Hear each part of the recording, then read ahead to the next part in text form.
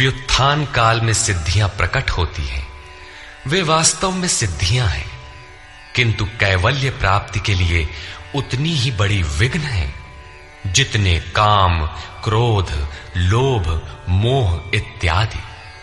गोस्वामी तुलसीदास का भी यही निर्णय है। माया अनेक विघ्न करती है, रिद्धियां प्रदान करती है, यहां तक कि सिद्ध बना देती है। ऐसी अवस्था वाला साधक बगल से निकल भर जाए, मरणासन रोगी भी जी उठेगा। वो भले ठीक हो जाए, किंतु साधक उसे अपनी देन मान बैठे तो नष्ट हो जाएगा।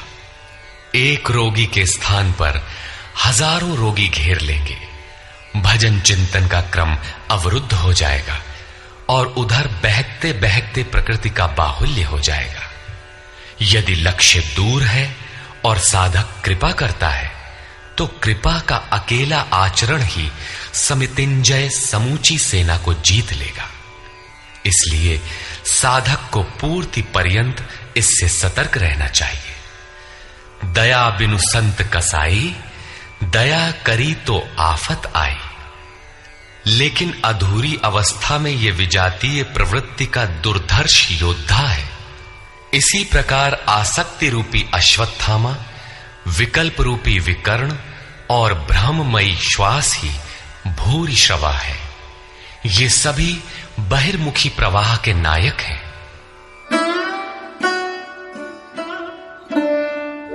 अन्ये च बहवः शूराः मदर्थे त्यक्तजीविताः नानाशस्त्र प्रहरणाः सर्वे युद्धविशारदाः। और भी बहुत से शूरवीर अनेक शस्त्रों से युक्त मेरे लिए जीवन की आशा को त्याग कर युद्ध में डटे हैं। सभी मेरे लिए प्राण त्यागने वाले हैं, किंतु उनकी कोई ठोस गणना नहीं है। अब कौन सी सेना किन भावों द्वारा सुरक्षित है, इस पर कहते हैं अपर्याप्तम तदस्माकं बलम भीष्माभिरक्षितम् पर्याप्तम त्विदमेतेषां बलम भीमाभिरक्षितम्। भीष्म द्वारा रक्षित हमारी सेना सब प्रकार से अजेय है और भीम द्वारा रक्षित इन लोगों की सेना जीतने में सुगम है। पर्याप्त और अपर्याप्त जैसे श्लिष्ट शब्द का प्रयोग दुर्योधन की आशंका को व्यक्त करता है। अतः देखना है कि भीष्म कौन सी सत्ता है जिस पर कौरव निर्भर करते हैं, तथा भीम कौन सी सत्ता है जिस पर दैवी संपद संपूर्ण पांडव निर्भर है। दुर्योधन अपनी व्यवस्था देता है कि अयनेषु च सर्वेषु यथा भागमवस्थिताः भीष्ममेवाभिरक्षन्तु भवन्तः सर्व एव हि। इसलिए सब मोर्चों पर अपनी अपनी जगह स्थित रहते हुए आप लोग सब के सब भीष्म की ही सब ओर से रक्षा करें। यदि भीष्म है तो हम अजेय हैं, इसलिए आप पांडवों से न लड़कर केवल भीष्म की ही रक्षा करें। कैसा योद्धा है भीष्म, जो स्वयं अपनी रक्षा नहीं कर पा रहा है, कौरवों को उसकी रक्षा व्यवस्था करनी पड़ रही है। यह कोई बाह्य योद्धा नहीं, ब्रह्म ही भीष्म है। जब तक ब्रह्म जीवित है, तब तक विजातीय प्रवृत्तियां कौरव अजेय हैं। अजेय का यह अर्थ नहीं कि जिसे जीता ही ना जा सके, बल्कि अजेय का अर्थ दुर्जय है, जिसे कठिनाई से जीता जा सकता हो। महा अजय संसार रिपु जीति सकई सो वीर। यदि भ्रम समाप्त हो जाए तो अविद्या अस्तित्वहीन हो जाए। मोह इत्यादि जो आंशिक रूप से बचे भी हैं, शीघ्र ही समाप्त हो जाएंगे। भीष्म की इच्छा मृत्यु थी, इच्छा ही भ्रम है। इच्छा का अंत और भ्रम का मिटना एक ही बात है। इसी को संत कबीर ने सरलता से कहा, इच्छा काया इच्छा माया इच्छा जग उपजाया, कह कबीर जे इच्छा विवर्जित ताका पार न पाया। जहां भ्रम नहीं होता वो अपार और अव्यक्त है। इस शरीर के जन्म का कारण इच्छा है, इच्छा ही माया है और इच्छा ही जगत की उत्पत्ति का कारण है। सो कामयत तदैक्षत बहुश्याम प्रजायेय इति। कबीर कहते हैं, जो इच्छाओं से सर्वथा रहित हैं, तिनका पार न पाया। वे अपार अनंत असीम तत्व में प्रवेश पा जाते हैं।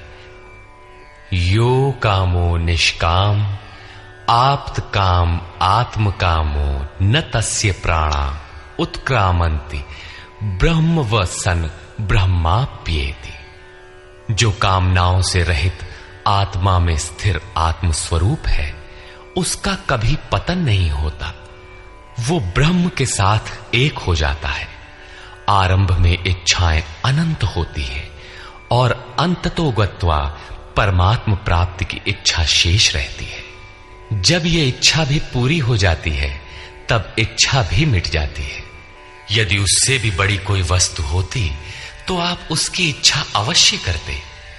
जब उससे आगे कोई वस्तु है ही नहीं, तो इच्छा किसकी होगी? जब प्राप्त होने योग्य कोई वस्तु अप्राप्त न रह जाए, तो इच्छा भी समूल नष्ट हो जाती है और इच्छा के मिटते ही भ्रम का सर्वथा अंत हो जाता है। यही भीष्म की इच्छा मृत्यु है। भीम द्वारा रक्षित इन लोगों की सेना जीतने में सुगम है। भाव रूपी भीम भावे विद्यते देवः। भाव में वो क्षमता है कि अविदित परमात्मा भी विदित हो जाता है। भाववस्य भगवान सुख निधान करुणा अयन। श्री कृष्ण ने इसे श्रद्धा कहकर संबोधित किया है। भाव में वो क्षमता है कि भगवान को भी वश में कर लेता है। भाव से ही संपूर्ण पुण्यमयी प्रवृत्ति का विकास है। ये पुण्य का संरक्षक है तो इतना बलवान कि परम देव परमात्मा को संभव बनाता है, किंतु साथ ही इतना कोमल भी है कि आज भाव है तो कल अभाव में बदलते देर नहीं लगती। इष्ट में लेश मात्र भी त्रुटि प्रतीत होने पर भाव डगमगा जाता है। पुण्यमयी प्रवृत्ति विचलित हो उठती है, इष्ट से संबंध टूट जाता है। इसलिए भीम द्वारा रक्षित इन लोगों की सेना जीतने में सुगम है। महर्षि पतंजलि का भी यही निर्णय है। स तु दीर्घ काल नैरंतर्य सत्कारा सेवितो दृढ़ भूमि।